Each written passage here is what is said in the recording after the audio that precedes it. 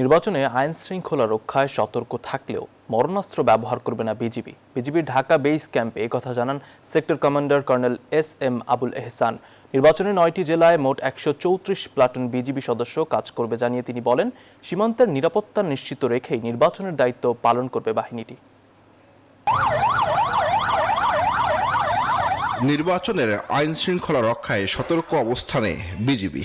নির্বাচনকালীন সময়ে আইন শৃঙ্খলা রক্ষায় কিভাবে কাজ করবে বিজিবি তারই মহড়া দিল বিজিবির সদস্যরা।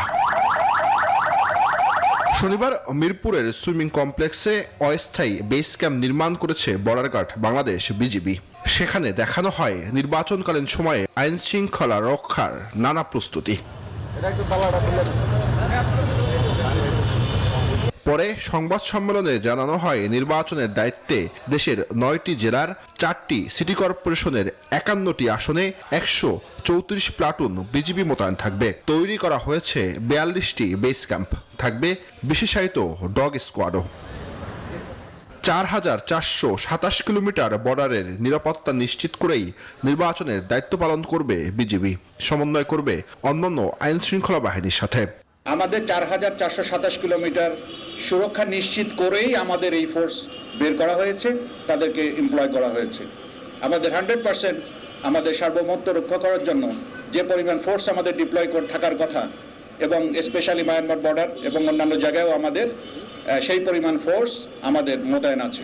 পরিস্থিতি যতই খারাপ হোক, অত্যন্ত কম শক্তি ব্যবহার করে তা মোকাবেলা করা হবে, আর সেভাবেই প্রশিক্ষণ দেওয়া হয়েছে সদস্যদের। বিজিবি মোবাইল এবং স্ট্যাটিক ফোর্স বিশেষ টহল পরিচালনা, গুরুত্বপূর্ণ স্থানে চেকপোস্ট স্থাপন, যানবাহন এবং সন্দেহভাজন ব্যক্তিদের তল্লাশি কার্যক্রম পরিচালনা করবে, যাতে কোনোভাবেই কোনো মহল অথবা স্বার্থান্বেষিত মহল অস্থিতিশীল পরিস্থিতি সৃষ্টি করতে না পারে। আমরা এই আইন শৃঙ্খলা রক্ষা করতে যে আমরা লিথাল ওয়েপেন ব্যবহার না করার পক্ষে। নির্বাচনের দিন ও পরের দিন দায়িত্ব পালন করবে বিজিবি। নির্বাচনে শতভাগ পেশাগতভাবে কাজ করার প্রত্যয় বাহিনীটির। জুবায়ের সানি, নিউজ 24, ঢাকা।